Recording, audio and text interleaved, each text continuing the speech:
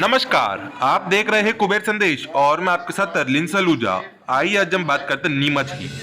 आज कलेक्ट्रेट में हुई आपदा प्रबंधक समूह की बैठक। वहीं बढ़ते कोरोना संक्रमण को देखते हुए आज ये बैठक रखी गई, जहां बैठक में नीमच कलेक्टर, एसपी, विधायक दिलीप सिंह परियार, मनासा विधायक माधव मारू सहित अन्य जनप्रतिनिधि एवं अधिकारीगण मौजूद थे। वहीं बैठक में कुछ महत्वपूर्ण मुद्दों को लेकर हुई खास चर्चा। बैठक में बताया गया है कि अब लगातार जो चालानी कार्रवाई बिना मास्क वालों पर हो रही है, उनको लेकर कार्रवाई जारी रहेगी और जो व्यक्ति बिना मास्क घूमता पाया गया उसको ओपन जेल में 2 घंटे के लिए रखा जाएगा। और वहीं साथ ही में बताया गया है कि रविवार को अब लॉकडाउन रहेगा, पूरी तरह टोटल लॉकडाउन हर रविवार को सब जगह रहेगा। वहीं साथ ही में और भी अन्य बातों करी गई है। देखिए पूरी खास खबर। कोरोना का संक्रमण की दूसरी लहर वापस लौटकर हमको देखने को मिल रही है और उसके घातक परिणाम भी नज़र आ रहे हैं। उसको लेकर आपदा प्रबंधन की बैठक आज यहाँ रखी गई है। उस बैठक में हमने सभी के सुझाव लिए और सुझाव लेने के बाद सामूहिक निर्णय किया है कि रविवार के दिन फुल लॉकडाउन रखेंगे। अनावश्यक व्यक्ति घूमे नहीं, अगर घूमे तो मुंह पर मास्क लगा के घूमे। यदि कोई प्रतिष्ठान है, व्यावसायिक प्रतिष्ठान है, उन प्रतिष्ठानों के लिए भी एक संयुक्त टीम बना दी जाएगी, वो उसका निरीक्षण करेगी। यदि उसके प्रतिष्ठान पर कोई ज़्यादा भीड़ है और मास्क नहीं लगा रखे हैं तो उनको प्रेरित करेंगे, रोकेंगे, टोकेंगे। अभी माननीय मुख्यमंत्री जी शिवराज सिंह जी चौहान साहब की जो गाइडलाइन आई है, उस गाइडलाइन का हम सख्ती से पालन कराएंगे। और हमने आज जो निर्णय लिए हैं कि कोविड से बचने के लिए जिला चिकित्सालय की सारी व्यवस्था हो, एमडी की यदि आवश्यकता है, अगर नहीं है, जो है वो देख रहे हैं, उनको धन्यवाद। दूसरा, यदि आवश्यकता पड़े तो अन्य प्राइवेट डॉक्टर को भी, एमडी को हम वहाँ अटैच करा सकते हैं, सेवाएं ले सकते हैं। अभी हमने इनकी सराहना भी की है कि डॉक्टर रावत जी को हमारे मध्य प्रदेश के मुख्यमंत्री जी ने अच्छी सेवा के लिए, कोविड के लिए सम्मानित किया है। मैं भी बधाई देता हूँ उनको। हमारे प्रशासन भी लगातार जनप्रतिनिधियों के साथ में कंधे से कंधा मिलाकर लगा है। जब 11 बजे सायरन बजता था, जब रात को 7 बजे सायरन बजता था, हम स्वयं वहाँ उपस्थित होते थे, लोगों को मास्क वितरण करने का काम, मुंह पे सैनिटाइज मास्क लगाने के लिए प्रेरित करते थे और वो सैनिटाइज का प्रयोग करें। आज भी मैं इस कोविड की बैठक के बाद में, आपदा प्रबंधन की बैठक के बाद जनता से हाथ जोड़कर अपील कर रहा हूँ कि वो अपने मुंह पर मास्क लगाए, सैनिटाइज का प्रयोग करे और व्यावसायिक केंद्र पर भीड़ इकट्ठे नहीं होने दे। त्यौहार में भी जहाँ गमी है उनके यहाँ आप रंग डालने जा सकते हैं, मगर गैर नहीं निकालें। हाथ जोड़कर यह निवेदन है, जिससे कि हमारा ये कोविड पर हम नियंत्रण पा सकेंगे, विजय प्राप्त कर सकेंगे। लगातार आपदा प्रबंधन की बैठकें होती रही है, काम का विभाजन भी होता है। हम संयुक्त रूप से ये भी अपील कर रहे हैं कि यदि रोकने टोकने के बाद भी यदि कोई नहीं रुकेगा तो जिनने मास्क नहीं लगाया उनके खिलाफ चालानी कार्रवाई की जाएगी। और चालानी कार्रवाई से ये उद्देश्य नहीं है कि पैसा इकट्ठा करना, केवल उसी व्यक्ति को मास्क खरीद के और मास्क देना जिससे कि वो मास्क लगाना प्रारंभ कर दे। हम दूसरी लहर पर निश्चित ही विजयश्री प्राप्त करेंगे। कोरोना से हम एक दिन जीतेंगे, सामान्य जिंदगी लौटेगी। और आज अपना यही है, व्यवसाय भी प्रारंभ रखे मगर भीड़ इकट्ठी नहीं होने दे, कोविड नियमों का पालन करें, यही निर्णय हुआ है। सर, हम संयमित भी हैं और संक्रमित बढ़े भी हैं। रिकवरी रेट घटा तो है, लेकिन संक्रमितों की संख्या भी इस मार्च में काफ़ी ज़्यादा बढ़ी है। संक्रमितों की संख्या के ऊपर हम लोगों ने आज गहन अध्ययन किया, सबके सुझाव लिए और उसको रोकने के लिए होम क्वारंटाइन की जो व्यवस्था है, और उनको अभी ये निर्देश दिए हैं कि स्वास्थ्य विभाग उनको चिन्हित करे। यदि उनके परिवार में कोई क्वारंटाइन है तो वो दूसरों को जगह न जाएं। उनसे ये भी अपील करी और उनसे हमारा स्वास्थ्य विभाग फ़ोन पे चर्चा करेगा, उनकी पूरी जानकारी लेगा और लोगों को सचेत करने का काम करेगा। सबसे बड़ी व्यवस्था देखने में आ रही है कि जिसको कोविड कमांड सेंटर बनाया गया, सर वहाँ पर अधिकारी नहीं है। नहीं, आज की आपदा प्रबंधन की बैठक में जिलाधीश महोदय ने निर्देश दिए हैं और हमने भी उनको निर्देश दिए हैं, स्वास्थ्य विभाग के अधिकारियों को, CMHO, कि वो उसको सख्ती से पालन करें। जो लोग वहाँ ड्यूटी कर रहे हैं वो ईमानदारी के साथ ड्यूटी करें और उनका जो भी है उनसे आप चर्चा करें, वो पूरा रजिस्टर मेंटेन करें और आने वाले समय में ये होगा। जी सर, आज जिला क्राइसिस समिति की बैठक संपन्न हुई, क्या क्या अहम निर्णय रहे? जिला क्राइसिस मैनेजमेंट कमेटी की बैठक हुई और कल जैसा माननीय मुख्यमंत्री जी के भी निर्देश थे और जैसा हम देख रहे हैं कि कोरोना का संक्रमण बहुत तेज़ी से बढ़ रहा है और पूरे प्रदेश में भी बढ़ रहा है और अपने यहाँ भी विगत 3-4 दिनों में पॉजिटिविटी रेट भी तेज़ी से बढ़ रहा है। तो इसको देखते हुए एक तो मास्क के ऊपर सख्ती के लिए ओपन जेल का भी एक निर्णय लिया गया और व्यावसायिक प्रतिष्ठानों को भी ये निर्देशित करा जाएगा कि उनको अपना मास्क और गोला और रस्सी उस्सी जहाँ पे बनवानी है जिससे सोशल डिस्टेंसिंग कराई जा सके उसको इंश्योर किया जाएगा।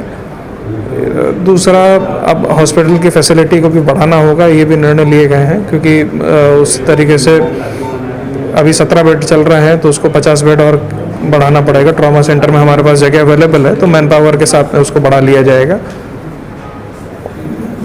सर एक चीज़ और सिटी स्कैन को लेकर के आई थी जिसमें दरें ज़्यादा ली जा रही है, उसको लेकर के क्या निर्णय?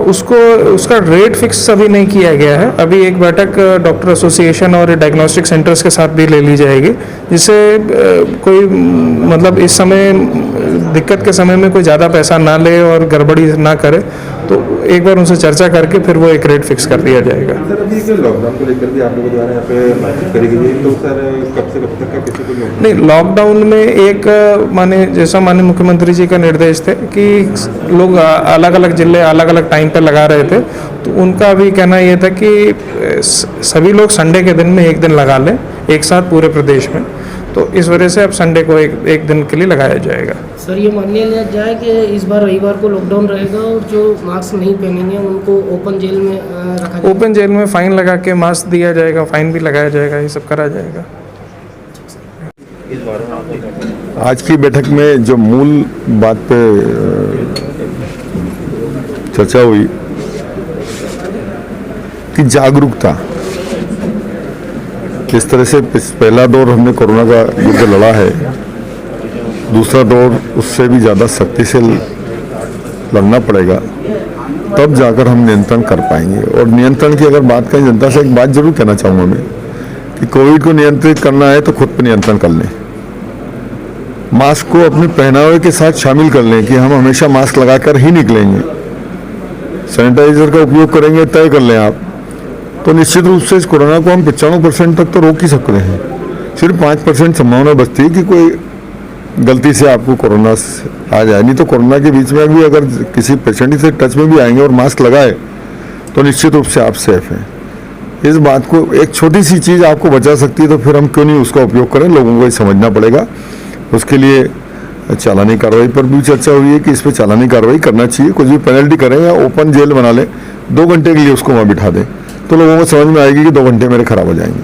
तो निश्चित रूप से परिवर्तन हमारे को लाना पड़ेगा और इसमें सबसे बड़ी भूमिका प्रशासन की, जनप्रतिनिधियों की और मीडिया की, क्योंकि हम सबकी जवाबदारी समान रूप से है कि हम आज कैसे जागरूकता पैदा करें लोगों में।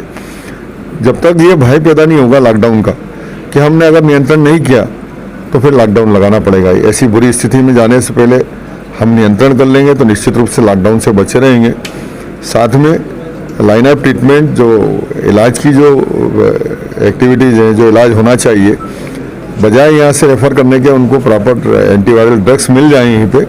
इसके लिए माननीय दिलीप जी और नीमच की विधायक और मैंने दोनों ने अपनी कंसेंट दी है कलेक्टर को कि 10-10 लाख रुपये विधायक निधि से हमसे ले लें, लेकिन लोगों को एंटीवायरल ड्रग्स जरूर उपलब्ध कराएं, ताकि ड्रग्स नहीं मिलने की वजह से उनको रेफर करना पड़ता है और वो स्थिति नहीं आना चाहिए, क्योंकि वहाँ जाके उतनी देखभाल नहीं हो पाती, वहाँ पेशेंट का लोड बढ़ जाता है। जब बहुत सारे पेशेंट होते हैं तो वहाँ बड़ी दिक्कत खड़ी हो जाती है।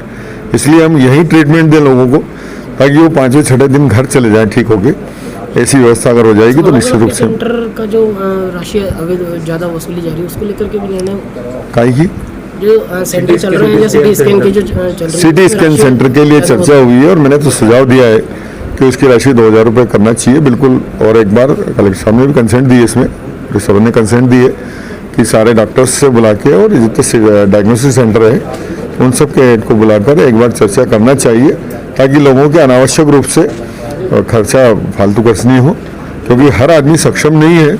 हम उन गरीबों की भी चिंता करें, क्योंकि कोरोना गरीब अमीर देख के नहीं आ रहा है, वो किसी के भी साथ हो सकता है। इसलिए ये मान लें, अभी आपने आपके संबोधन में कहा कि हम फिर कुछ दिनों बाद इकट्ठे होंगे, बैठेंगे और ज्ञान, कोरोना पर ज्ञान देंगे, तो ये मान लें कि आज जो प्रशासन ओपन जेल और इन सब का निर्णय लेने जा रहा है, ये प्रशासन को स्थानीय स्तर पर बहुत पहले ले लेना है।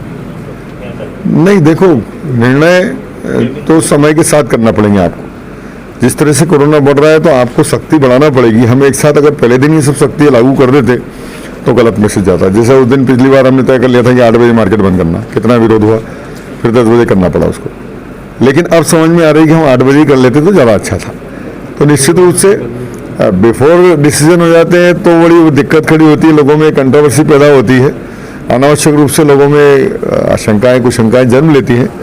उसके बजाय हम सही समय पर निर्णय करें, इसलिए बैठकें लगातार होती है क्योंकि अब कोरोना बढ़ने शुरू हुआ है, तो लगभग हर हफ्ते पर 10 दिन में ये बैठक होगी और उसमें समय के अनुसार हमारे को निर्णय लेना पड़ेंगे।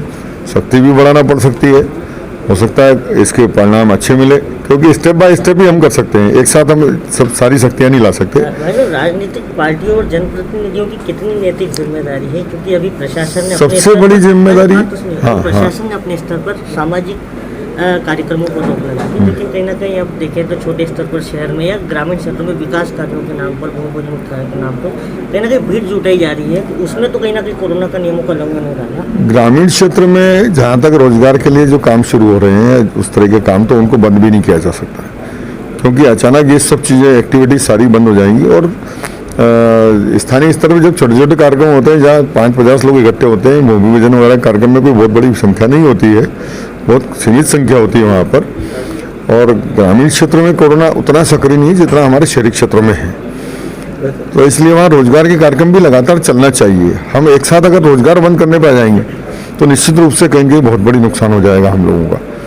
बस अभी वैक्सीनेशन को लेकर भी देखा जा रहा है, लोगों में एक भय पैदा है, तो आप जनप्रतिनिधियों के नाते किस प्रकार से आप लोगों को संदेश देना चाहेंगे वैक्सीनेशन? अभी मैंने इस पर चर्चा की, आपने सुना होगा कि जो लोग वैक्सीनेशन के लिए प्रमोट करते हैं, जो लोगों को प्रवृत्त करते हैं उसकी तरफ, उन लोगों को भी कम से कम शाबाशी तो मिले, उनको धन्यवाद मिले, उनके नाम प्रकाशित हों। मैंने अभी कलेक्टर साहब को बोला है कि इस तरह की एक्टिविटी हम पूरे प्रदेश में यहाँ शुरू करें कि भाई फला व्यक्ति वहाँ वैक्सीनेशन सेंटर पे खड़े रह के 50 लोगों को वैक्सीनेशन करा गया या लोगों को लेके आया। तो सामाजिक संस्थाओं को, जितनी हमारी सामाजिक संस्थाएं, इनको तो ये कार्यक्रम चलाना चाहिए। जैसे लायंस क्लब से जुड़े हुए बहुत सारे सैकड़ों लोग हैं, उनके सैकड़ों परिवार के लोग हैं, वो एक साथ कार्यक्रम रख लेंगे, हम सारे लायंस का एक साथ कराएंगे, सारे रोटरीज का एक साथ कराएंगे, सारे जितने भी इस तरह से कार्यक्रम चलेंगे तो इनका जो मैसेज जाएगा आम जनता में कि देखो अब सब ये सब लोग करा रहे हैं तो हमारे को कराना चाहिए। थोड़ा सा इस तरह की एक्टिविटीज़ हमारे को चलाना पड़ेगी और मेरी उन सबसे अपील है कि इस तरह के कार्यक्रम जल्दी से जल्दी शुरू करें। मान रहे हैं कि आपके हमारे यहाँ का स्वास्थ्य अमला किसी कोरोना संक्रमित को एंटी डोज देने से कहीं ना कहीं कतरा रहा है या घबरा रहा है, शासन की गाइडलाइन नहीं है। महानगरों में हालांकि इसका उपयोग हो रहा है, तो क्या स्थानीय स्तर पर घबराना मान लें इसको? घबराहट तो नहीं है, लेकिन क्या है, कोरोना की गाइडलाइन में जैसा भी सरकारी स्तर पर लगाया जाना है, 5000 का इंजेक्शन आता है, डॉक्टर उसको प्रिस्क्राइब करेगा तो ये कहा जाएगा कि सरकारी अस्पतालों में ये बाजार से दवाई लाने के लिए प्रिस्क्राइब कर रहे हैं। थोड़ा सा एक ये भय है, लेकिन हमें पेशेंट बचाने हैं, तो जो सक्षम लोग हैं वो ला सकते हैं, जो ला सकते हैं उनको प्रिस्क्राइब कर दें कि आप ले आइए। जो नहीं ले सकते हैं, जो वाकई में BPL के लोग हैं, नीचे गरीबी रेखा के नीचे के लोग हैं, हम उनको, इसलिए मैंने वो दिलीप जी ने कहा कि आप 10-10 लाख रुपए हमसे ले लें, रेड क्रॉस में इंजेक्शन बुलवा लें, उन लोगों को आप वो मेडिसिन उपलब्ध करा दें जो उसको वहन नहीं कर सकते। तो ये चीज़ें तो हम डिस्कस कर ही चुके हैं, वो घबरा नहीं रहे हैं। असल में क्या है, इनकी गाइडलाइन में नहीं है, प्रदेश से उनको अलाउ नहीं है कि ये इंजेक्शन आपको यहाँ से लगाने हैं तो वहाँ से नहीं लगाने, तो वो प्रिस्क्राइब करेंगे तो लोग हल्ला करेंगे। थोड़ा सा एक भय वो मन में रहता ही है, इसलिए उस पर चर्चा हो गई कि जो सक्षम लोग हैं उनसे पूछ लिया जाए कि भैया हम प्रिस्क्राइब कर दें, आप ले आइए, हम लगा देंगे, तो सर्च लगवा लेगा, क्योंकि ठीक कौन नहीं होना चाहता।